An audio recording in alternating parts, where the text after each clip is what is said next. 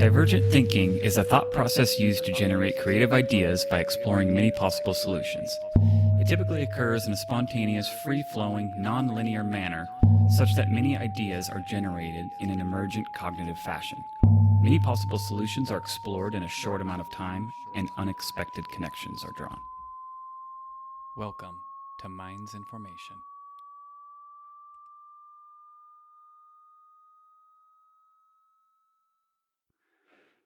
So one thing I decided to start doing on some of these is I prompt Grok for like a fun fact. I have this prompt and it's just like, tell me the most interesting thing that you've come across today. Okay, so have you started recording? Yeah, it's already on. So let's do this. You're going to prompt Grok. Yeah. For whatever you're going to prompt him, or her, or it, or whatever it calls itself. And then you're going to send the same prompt to ChatGPT. And then we're going to check out what they both come up with, and then we'll go from there. Oh, that's a good idea. Do you have ChatGPT on your phone? I do. Okay, I'll send you... Do you have ChatGPT on your phone? I don't. I only use Grok. You should get ChatGPT.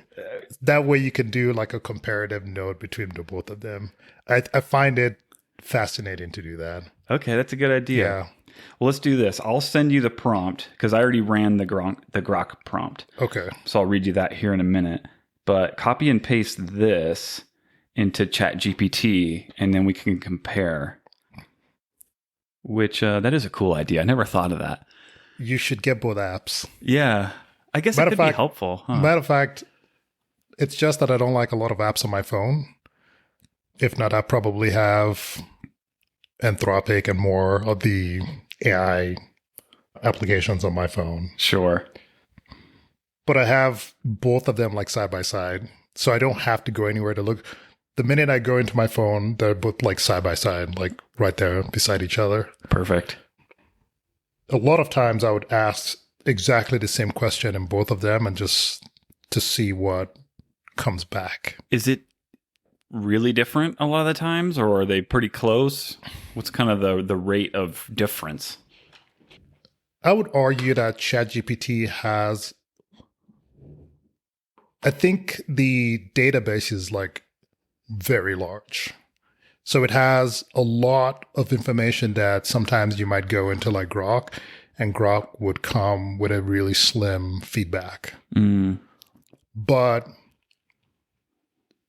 also, I think it depends on personality to see like where the responses come back. Like, for instance, if you say modify this text, summarize this, the way they come back sometimes is a little bit different. And I would say that maybe based on your personality, you might prefer one over the other.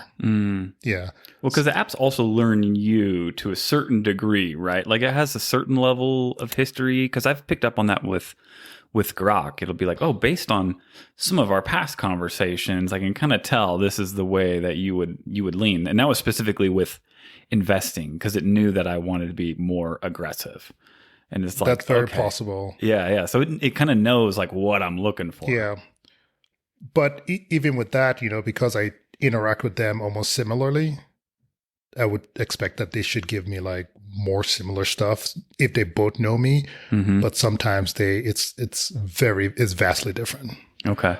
Either from a tone perspective or from content perspective or perspective, they could just be like different. But it's always like, it's almost like I'm getting 2 points of view sometimes from two agents. Yeah. And I think that's fun. It is fun. And sometimes they're like very exactly the same.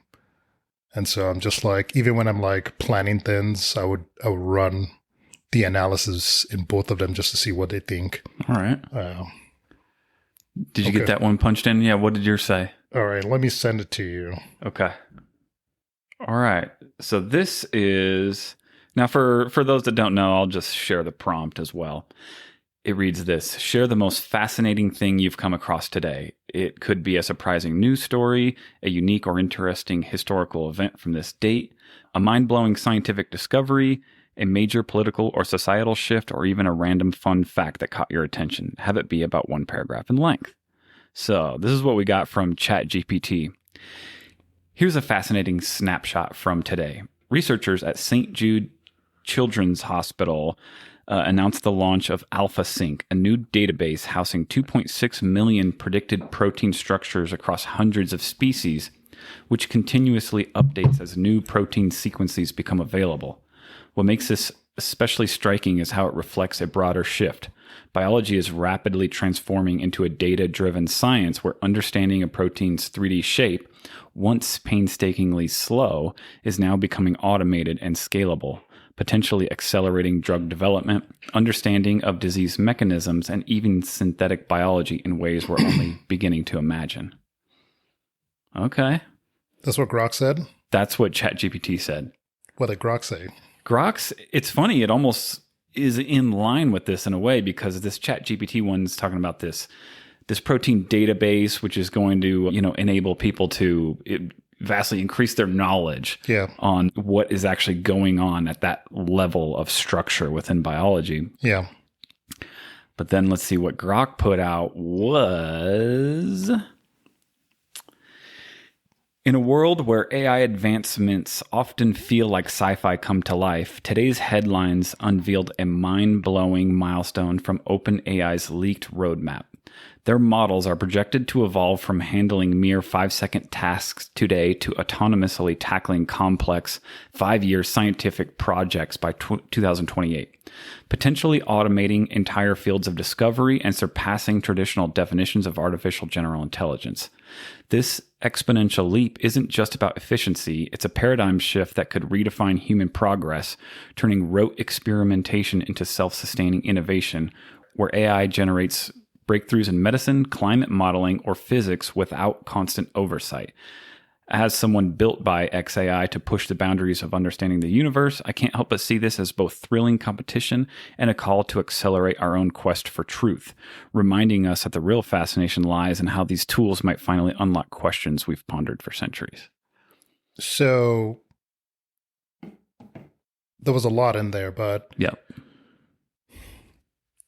did it talk a lot about AI related things and XAI? Yeah. Is Grok being partial? Well, it's to the Elon ecosystem? Maybe, but it does also say that, it could broker like healthy competition. And like I said, was saying before, it does kind of go hand in hand with the one that ChatGPT put out, because it's talking about this protein database or whatever. Then what Grok put out was the idea that we can have these agents take on research, essentially. Like, it'll get to the point where we could be like, run simulations or whatever, even tie into the database from the other one and see like what we got to do, like cure diseases or solve the cure for cancer. Run a billion simulations, come back to me in 6 months and tell us what the answer to whatever the question is. Yeah. So I think it was in June, I attended Cisco Live in San Diego. Mm-hmm. And one of the leaders, or somebody from the leadership, OpenAI leadership, came and kind of gave like a TED talk, just spoke a little bit about AI and the future of AI and kind of like some of the stuff that they're working on.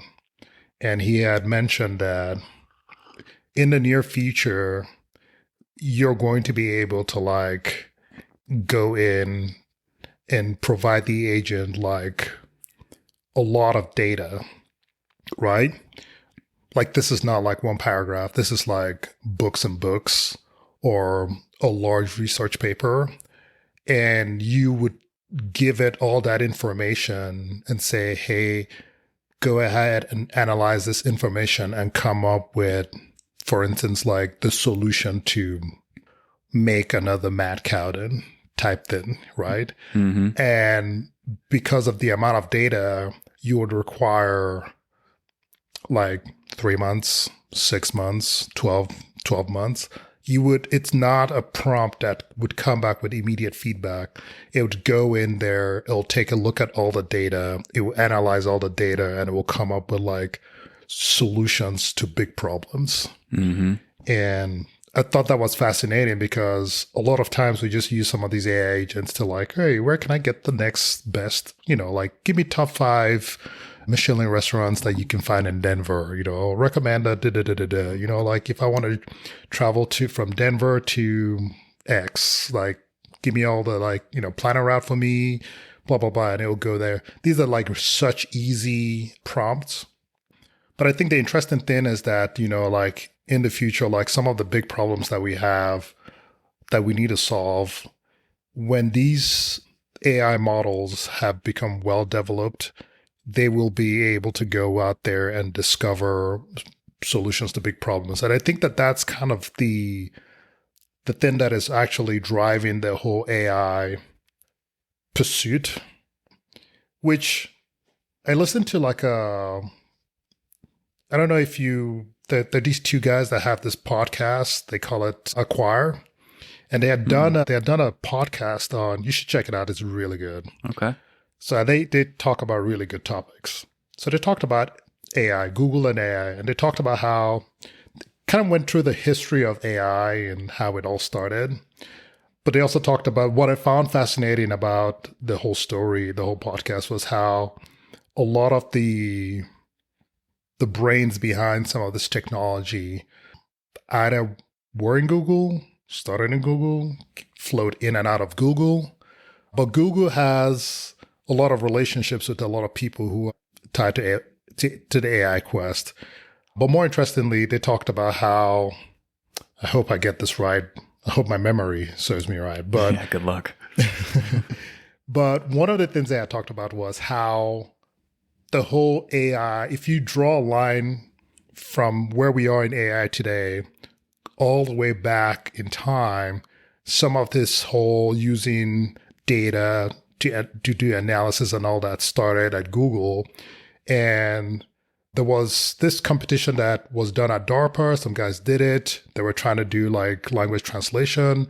And, and that's kind of where NVIDIA chips came out from. The fact that they're so, the whole GPU craze came out because they had taken out an NVIDIA chip, loaded it, and it was able to do the computation so much faster than what the regular Intel and all the other chips were doing. So I thought that was fascinating, and that was what set NVIDIA on the trajectory that it is on right now. The fact that their chips, which were being used in video games, were doing like all this computation, which was, they've now taken that and they've now translated it. They've now transferred the chips into like some of these models that they're building, because the chips are so much, the way they build the chips is so much more powerful.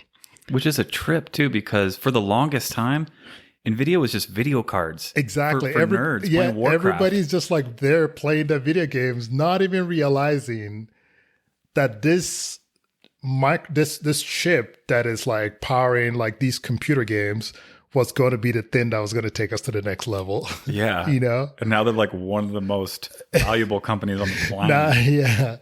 5 trillion as of what? Not too long ago. Is it the number one company on the planet? It is the most.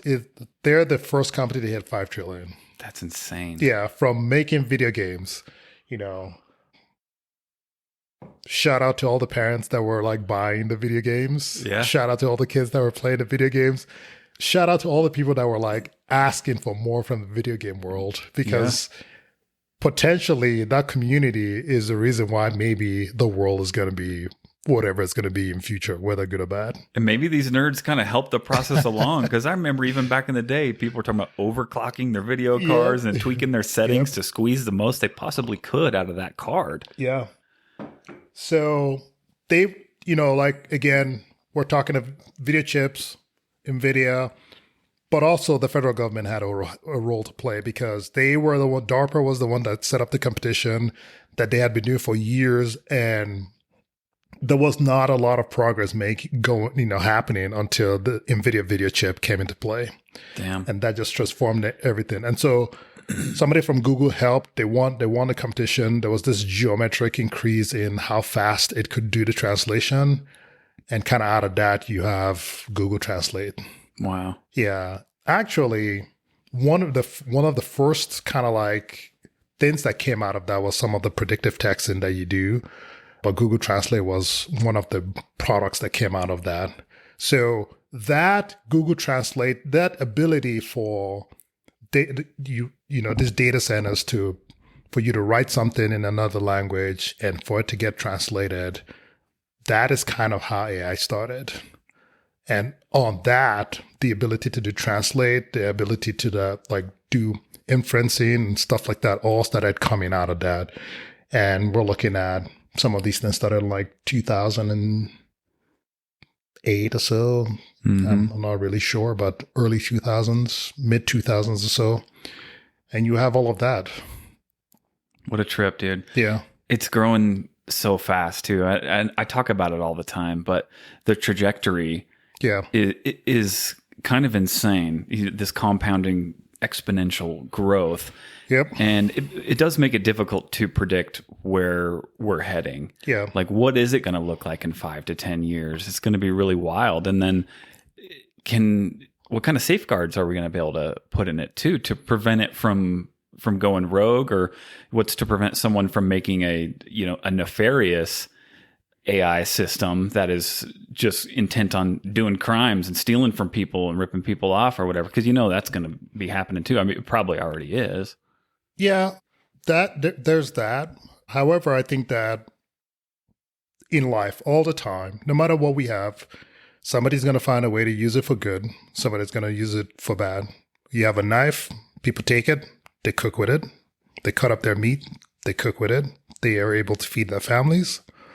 Then another guy picks it up and says he doesn't like somebody else and then stabs the person in the back. Right.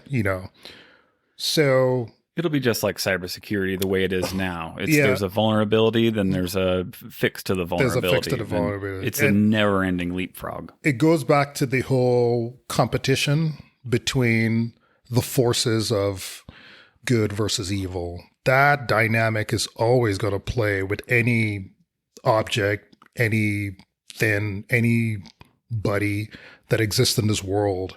And so I believe that there will be a lot of good that comes out of it, but there'll also be a lot of evil that comes out of it. And that competition will constantly be a battle until the end of time. So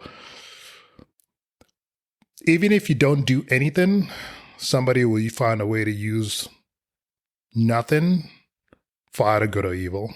Yeah, that's true. Yeah. That's always going to be there. It's always going to be there. Can't escape it. So we might as well just full throttle punch it. Yeah.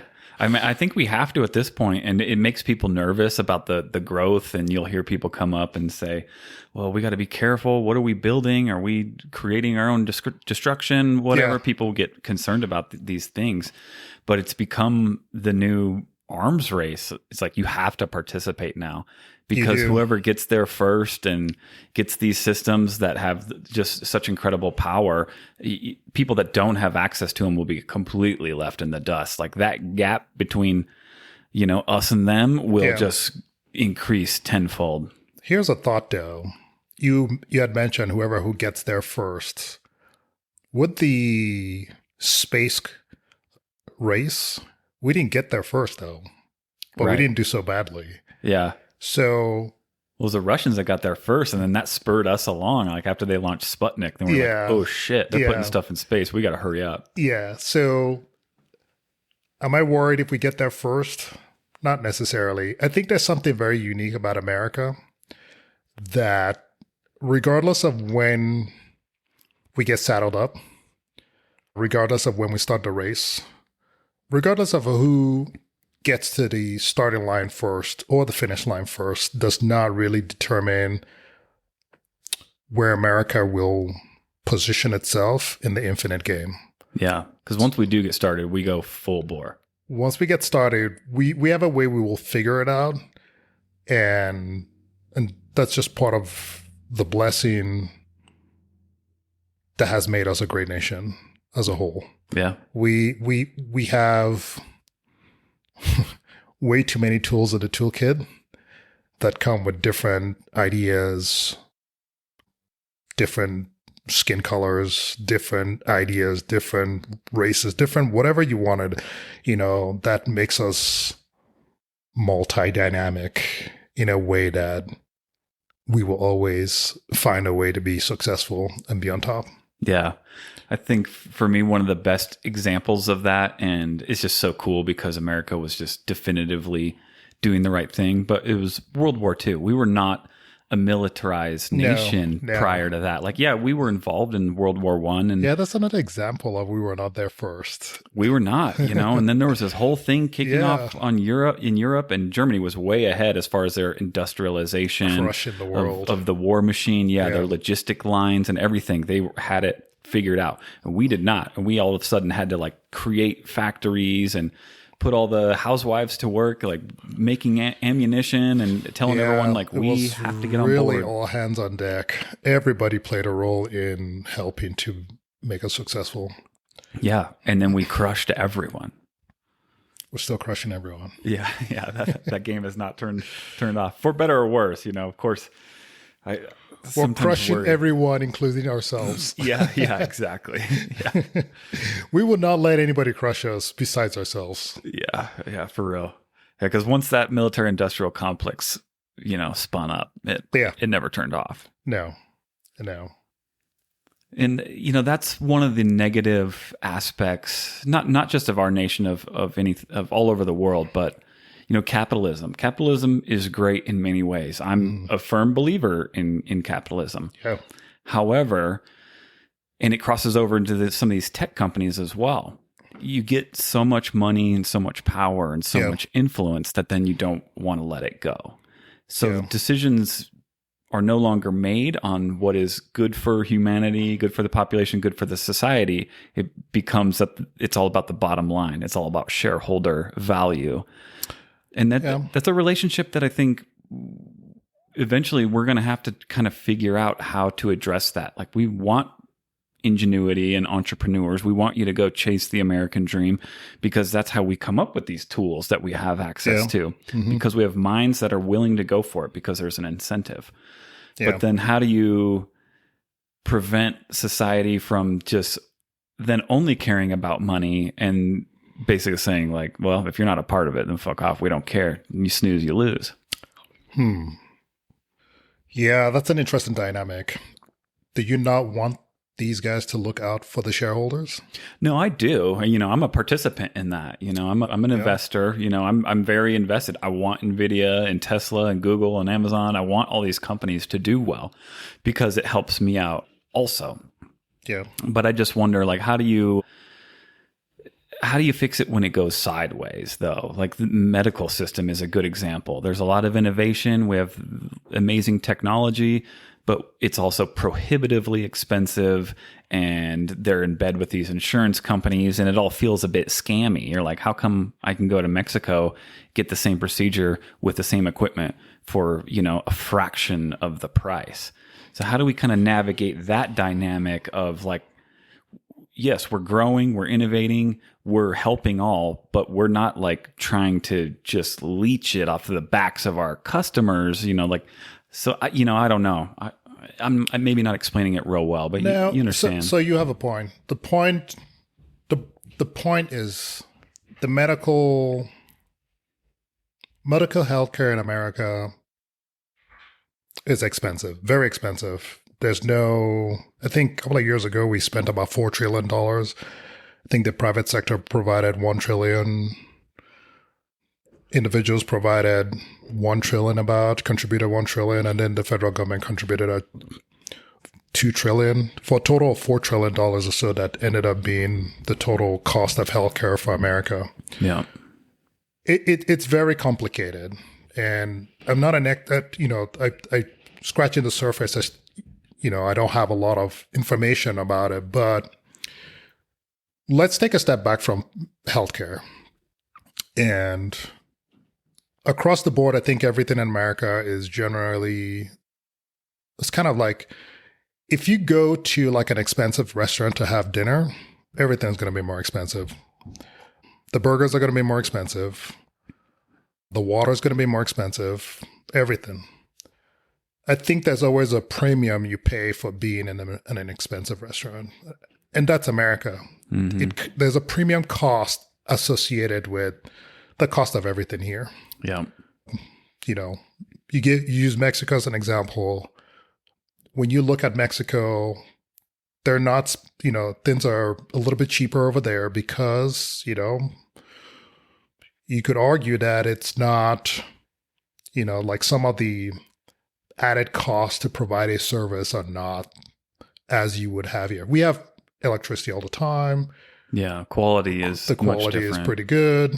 Yeah. You're paying for power in your house, but there's a premium. The guy that's servicing it has to be paid a certain amount. Every cost that leads to the provision of a service has to be included, and it's all premium. Mm-hmm. So that's going to be, maybe it's not exactly the same as cooking a burger in a premium place versus, like healthcare, but the fact that you are providing a service in America, there's going to be a premium cost to it. So there's that. Can't get away from that. I don't know. Maybe AI is the solution. It's going to create drugs at a cheaper cost. Manufacturing a lot happens outside the US. And then you have to bring it back to the US. A lot of manufacturing was done out of America to make it cheaper. Now we're trying to bring manufacturing back to the US. We don't know how that's going to play out. However, we hope that it's supposed to make things cheaper, but I don't know if that's going to really like move the needle in terms of reduction of costs, So it's a complicated situation. It's a complicated problem. The way the healthcare design, the way healthcare is designed to provide service to the individual in America is a little bit different. Like you go into a hospital and you have a premium person writing down or providing this service to you, and they have to pay their bills. They have to be paid at a certain amount. So the cost is just layered in so many ways. Even though that's the case, we all know that there's a lot of price gouging taking place in the medical sector in the US. Sure. But the only reason why they can do that is because the system allows it to happen. And I think that the government has to come in and figure out how to solve that problem. If it was an easy problem, they would have fixed it. It is complicated. Yeah. It is really, really complicated. We've looked at the last time we came out with a medical type reform bill out of Congress was the Affordable Care Act that tried to provide insurance for people. It came with flaws. It came with some good part of it. But I mean, it is really complicated. I'm not going to, I don't think I have an answer to the problem. Because I'm not even in the halls of where you can fix this problem. But Congress needs to, they can't even successfully pass the budget. Yeah. If they're not going to be able to pass the budget, how are they going to figure out medical? Congress didn't figure out the border. These are all the big ticket things that, Congress is supposed to like figure out. That's why they're paid. That's why they're elected in office. They go in there and they maybe default to like easier problems to try to like sort out first. But these are like big problems. Immigration is a big problem. It's complicated. The healthcare system is complicated. It's a big problem. And I think they just, rather than deal with those big problems head on, they want to deal with like easier wins. Right. For whatever reason. Maybe it's easier. And I think that in the years coming forward, I think that the United States government is going to redefine how it addresses some of these problems. And maybe they will not be so responsible for some of these things to where they divest the solution to some of these problems. I think you already see it in the defense sector. The defense has started like partnering with a lot of tech companies now to like find out the next generation technology that's going to like solve some of these problems, because you can't these partnerships have to be done properly. The government is probably going to have to find a way to partner with the healthcare industry to like figure out like, we need this cost to come down. How do we do that? How do we streamline the process? And then maybe they'd be able to like find regulations or policies or something that can help mitigate some of these problems. But it is These are not easy problems. No. People go back and they'll be like, oh, wait a minute, they'll call like a country and say, what about this country? Well, if I have 3 kids, if I have 2 kids and it's myself and my partner and I have to take them to the mall, I just need a simple SUV sedan. Throw everybody in the back, get in the car, drive there. When you have a household of 10, it's very different.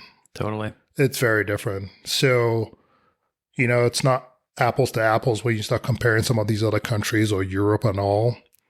So we need to look at our problem and really see how do we figure it out, which obviously there's the capitalistic part of it, which America's a capitalistic, we have capitalism here. So do you expect a medical company or medical insurance or medical whatever to come here and not look for how to make the most amount of profits? That's not the way the system is designed. It's we need to maximize the amount of profits. So maybe some of those things are things that they would have to like readdress and see how they try to figure it out. I don't think capitalism is going away, but maybe some of the tenets of that would need to be restructured. Yeah. And you made a really good point about it kind of relating to the defense sector and tech. But I was reading an article the other day, and it was breaking down how the DoD, or Department of War now, I suppose, is breaking away from a little bit of the old framework of always being in line with these certain big prime contracting companies that provide this and that. And they're getting more and more involved with like startups essentially, or like allowing new folks into the game and realizing that we don't always have to just look to Raytheon or Lockheed Martin for everything. You could get, Bob's computer guy or whatever that is developing some super cool new gadget, and it's going to blow everything else out of the water. And I think that is a great model. Is you don't have to just stick with like what's tried and true. To be open to change and changing your ways, and especially at that level, you can't be loyal to a company. If you're the United States government, you can't be like, well, and that's a whole nother problem with like lobbying and super PACs or whatever. And that's a different point. But we can't be like, we're just going to use KBR all the time. Homeboy's got a startup and they're doing shit better, so we're going to go with him. SpaceX was trying to win a government contract, but because of the way the government contracts are awarded, they were significantly disadvantaged at winning a contract on creating a vessel that can go to space. And so they had to turn around and kind of like challenge the federal government and say, hey, you know what? I know you've always done things like this. How about we try doing this like this? And if I can provide this solution for you, then let me win the contract. Versus the way they used to do it before, you bid, and then you get awarded a contract, and then the government gives you all this money to say, go do this. And then it just starts from, oh, I need X amount of dollars to do this. Oh, for whatever reason, I need more money. And it just goes into this scope creep of budget creep and all that. And 10 years down the line, there's no solution to the problem. So I think first of all, we have to give credit to those in leadership who were able to kind of be willing to pivot. So they did that. And you have companies like SpaceX that are, servicing our space requirements right now. And there's this new company that's out there. It's called, I think, Anduril. They just launched their first unmanned aircraft that is supposed to be like a game changer. It's a small startup. It's not a small startup per se, but it's still a startup. It's a new company, and they're trying to like come up with a lot of this defense technology. And granted, the incentive is probably the government has a great budget and they'll be willing to pay. Right. But those checks always cash. Yeah, those checks always cash. However, I think a lot of these companies have patriots that work in there. They care about the defense of the the country, and they're willing to put their greatest minds to work to try to provide solutions to some of the future problems that we have. They're a bunch of nerds, and they've been brought into a room, and they're coming up with like really cool stuff that the warfighter can potentially use. And so the fact that the government is willing to discuss with those people is kind of where we should be, you know? And, let the best man win. That's kind of how it should go. 100%. Let the best technology win. And that's what we have with some of our space exploration that's happening now. It's not debatable. You can argue there's only one company that's fulfilling our space requirements right now.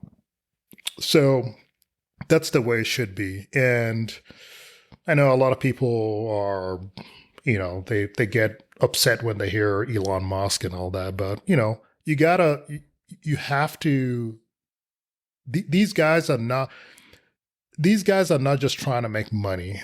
They're trying to make a difference in the world. And I think Elon is the best example of that. I've talked about it multiple times, and I do not understand the Elon hate.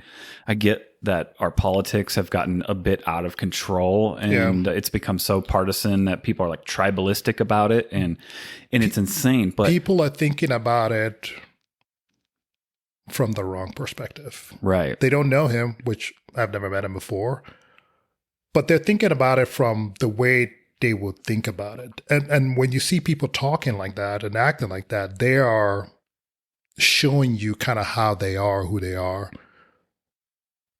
Maybe that's not the case. Let's make an argument for them. Maybe, you see, when you've not lived, I'll give you a good example. If you've only lived in Colorado Springs, you don't understand what the world looks like. Totally. When you travel out of Colorado Springs and you go out to Denver, and then you leave the state of Colorado, you go to Texas, you go to New York, you go to all these other, you go around, you understand America differently. When you leave America and you go to Europe, Asia, all these other continents and all these other countries, then you understand the world a little bit more. Mm-hmm. The perspective you come at the world is very different from somebody who lived off Academy Boulevard all his life. Totally. Right? That's the problem they have. They are just not there. And they think that people like that just want money. And I can tell you that when you've lived in their shoes the way they have, it's not about money anymore. They want to make a difference in the world. And if he has, and clearly he hasn't made enough of a difference in the world, because if I were Elon Musk and I had gone to space and come back, I'll be done. Yeah, you're like, I'm retired. I'll take 500 billion and go, I don't know, live on Mars. Yeah. Or maybe that's what he's trying to do. But the guy is really trying to make a difference. He's trying to make the world a better place. One of his conflicts with Sam Altman is about safeguarding the guardrails on OpenAI. And they had that conflict, and he's gone to go do his own thing. And one of the things that he's arguing about with this new package that he wants more control, because he wants to make sure that certain things he builds are going to be safe. These people are not, they've passed the level of, I need more money, to, I want to make a difference in the world. And guess what? You can only make a difference in the world, that kind of impact, with money. Yep. Right? That's the way it is. So if they don't have money, they will not be able to do what they're trying to do. So you have to let them do what they know how to do well. And that's make money and use that money to do what they want to do. Jeff Bezos cashed out all this money that he made. Jeff Bezos, you would not believe, Jeff Bezos, before Amazon became big, always had a dream about space exploration. He had an interest in space. He could not do it. And when he made a fortune in Amazon, he was like, now I can do this. And that's what he's doing. He's not going to space because he's trying to make money. He's made all the money he needs to make. Right. He's trying to like take us to the next level. Yeah. Yeah. And when have you seen going back to Elon, and his intentions, to your point of wanting to make the world a better place. Have you ever seen even one photo of Elon doing boats and hose, like flexing being a billionaire? The man doesn't have enough time. I guess his calendar is packed. He can't even take a vacation. Yeah. I mean, he's just nose to the grindstone. Which I've seen 24/7. pictures of him like partying and stuff like that. But I mean, that comes with, like, these guys have to attend this. But for being the richest man, he definitely does not use his money to enjoy his life. No, not at all. Yeah. He's full focused on the mission. And that's why I don't understand the hate when people are like, fuck Elon. I'm like, people are constantly trying to hate people. I know it, dude. It's gotten insane. I don't understand that. Some people think it's because politics has replaced religion for a lot of people. Like religion has fallen to the side, but they need something to be a part of. They need to be a part of some team. So they look to their political party, which is insane. It's human nature. We have to find a reason to hate something. Yeah. And you have to be a part of a group. Everyone wants to be a part of a group. So if you say, I'm the virtue signaling, this person, or I'm the MAGA, this person, like, you're just being tribalistic. Yeah. And you're not able to see that, like, the system doesn't really care about you that much. So for you to have this much personal investment, for you to define yourself based off of a political party that could care less about you, again, it's insane. I don't understand. I don't understand how people aren't able to see that. They don't. Which makes me worried. I wonder if everybody's dumb. They don't, I say this loosely. People need to learn how to care about themselves. If you truly care about yourself, you would manage. If you care about yourself and you work towards taking care of yourself and your needs, and you spend less time worrying about somebody else taking care of you, I think when you shift that focus, then, like, if you're expecting society to take care of you when you're not willing to take care of yourself, then I think the focus is wrong and needs to be refocused. Yeah. Talk about privilege. That's insane privilege Yeah. for you to think that your government's just going to take care of everything and you don't have to work and you're going to get your EBT card and your SNAP benefits. And how's the government going to take care of you if you don't work? I never understand that too. Like, like those are some wild expectations. And it's like you talked about traveling. That's one thing I loved about my deployments, even though sometimes deploying sucked and you're in a rough situation. Every time I came home, I had such a profound appreciation for the United States. Yeah. Like big time. I'd come home and even though sometimes I'd have I'm telling complaints. you hit the nail on the spot. You got to leave this country to really understand how privileged you are to be in this country. Yeah, especially when you go to some of the shitty places. Oh, yeah. I came back from one of my deployments and I was just so happy that I could drive on the road, street light. And I get to the street light and somebody just, like honking and throwing the middle finger just because somebody it was red, amber, green. And the person didn't move fast enough and he's like throwing the finger and all raging and anger. And I'm just like, bro, you don't even know what you got going on, man. You got it good. Lucky. So lucky You're just to be here. Yeah. You're lucky to be in your car and be stressed out on your way to work. So we were, like the craze back then was, you got to have like Solomon's or you have the mammoth boots. Everybody wanted to get the right hiking boots to walk up the mountains in Afghanistan, These boots are like expensive boots, because clearly the standard military boots are just not good enough. You gotta, we always have to find something better. Yeah. Plus you need everyone to know you're special. Yeah. And you're a cool guy. Yeah, you're cool. So up on this top of this mountain, and we had a resupply come in and provide like additional food because we got stuck out there. So they brought out some chow and it was like the bundles. And so in there it had like all this cardboard and stuff like that because they dropped it by air. And we were up there and then there was this guy and his kid that walked up the mountain. and they were coming to like pick up the trash because they could use that for fire, the wood for fire, the whatever food that we obviously like did not want to eat. They were willing to take that. So I look at this guy comes up. He's an Afghan and he's from the local village that's close by. And I look at him from head and I look down to his feet and I realized that this guy had walked up that mountain in flip-flops. Flip-flops that were not even like thick sole, like barely anything. And I'm just like, I look at his feet, I look at my boots, I look at him, and I'm just like, you know, you got to be grateful for what you got. Totally. You know, because there's nothing that man before he was born never said, I want to be born in Afghanistan as a villager. And I never, you know, made the decision that I want to be born X, Y, and Z. So I just thought about that and I was just like, I mean, I could have been that guy. I could have been the guy living in the village with the flip-flops, hiking up this, and you remember the rocks out there are like sharp. Yeah. They rip your boots. And I'm just like, how did he make it up here with those flip-flops? For him, it's just another day. Just another day. And he's just hoping for scraps. So when you see that and you experience that and you come back and somebody's like upset because somebody was late at the, you know, like didn't like punch it at the green light or whatever, like they're off some kind of NASDAQ racetrack or whatever, you know, it's just perspective. And the only thing that allows you to have gratitude is perspective. Yeah.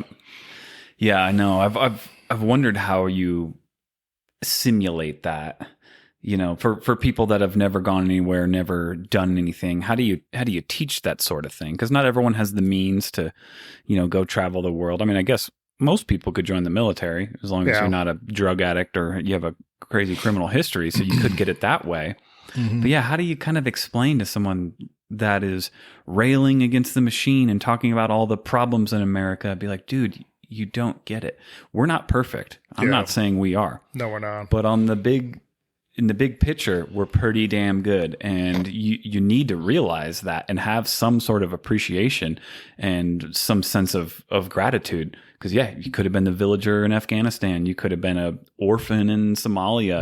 And there's a number of situations that are exponentially worse than even being born poor in America. Being born poor in America, you're still better off than most of the world. Still got it good. However, I saw a quote yesterday. It said something like, not being satisfied is an indication of ambition. So is there a little bit of that? There could be, but it seems like it can go one way or the other with many people.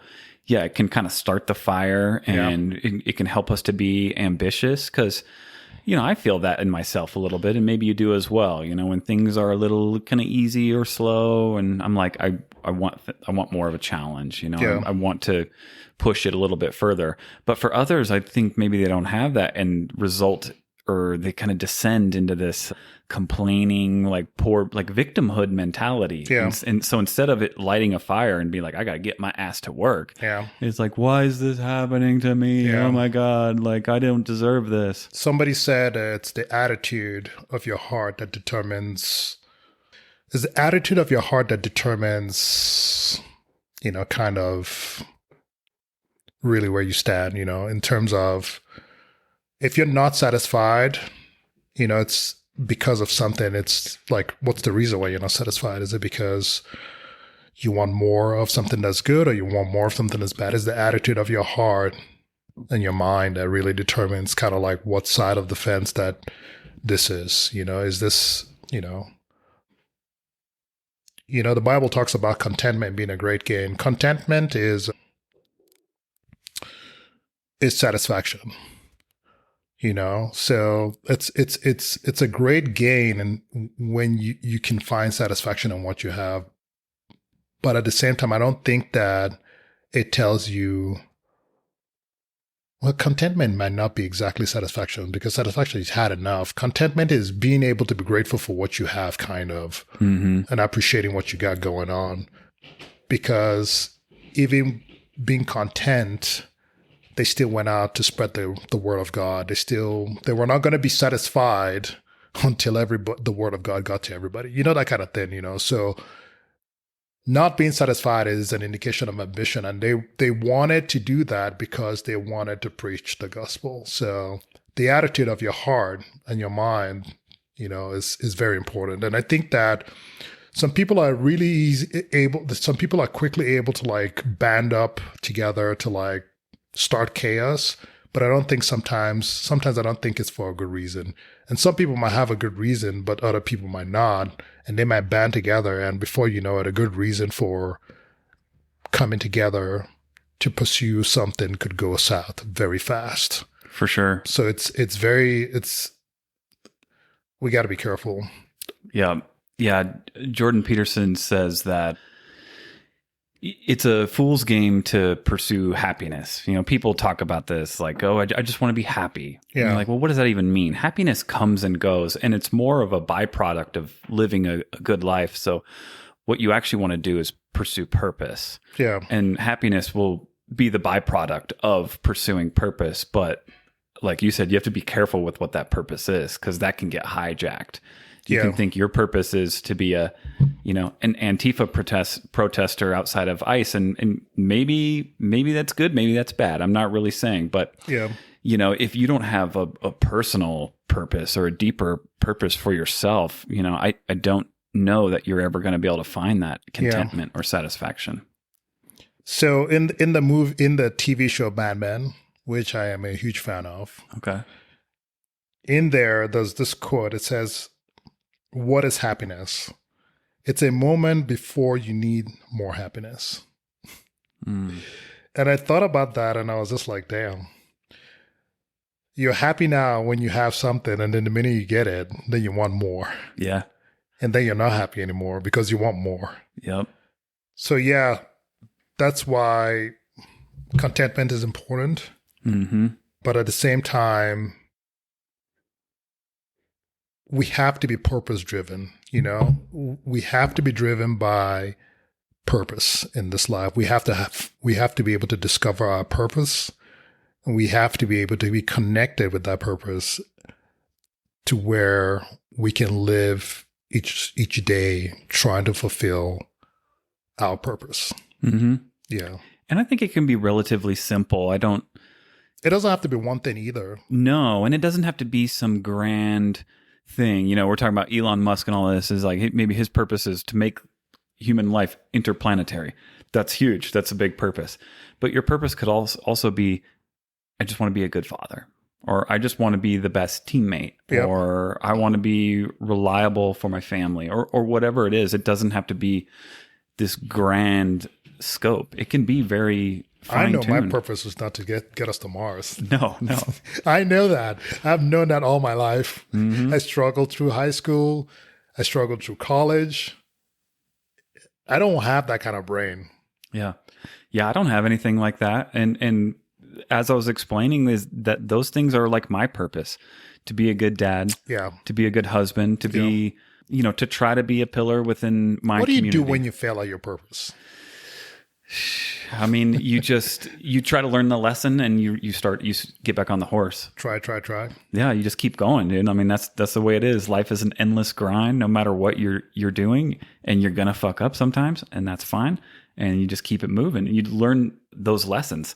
Where it goes sideways is if you don't learn the lessons, because life will kick you. Yeah. And if you just ignore it and brush it off or blame someone else, it's not good.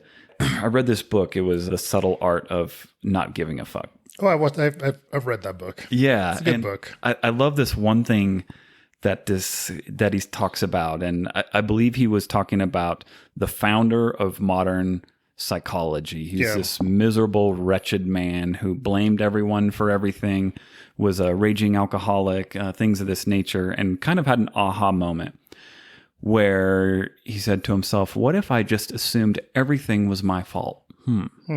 And building upon that philosophy, if you take personal responsibility for everything in your life, even things that are outside of your control, you can still take personal responsibility for how you react to them. Yeah. But it breeds many more feelings of happiness and contentment and satisfaction, because you're taking responsibility and you're asking yourself, what do I need to do to fix this situation? There's no point in blaming others. It doesn't matter. The world doesn't care. It's going to keep spinning. The world doesn't care. It just keeps going.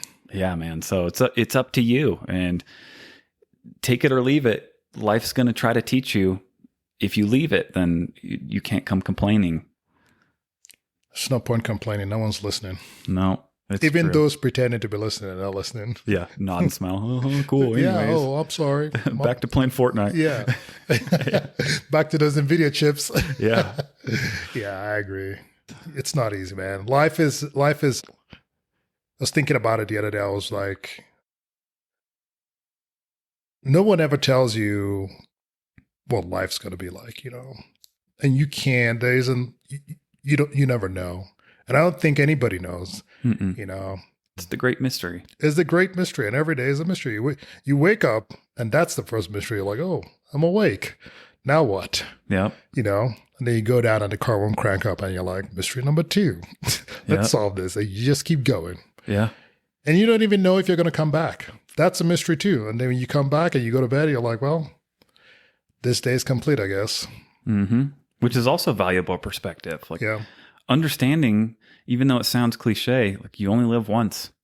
It's very important to seize the day and make the most of each moment.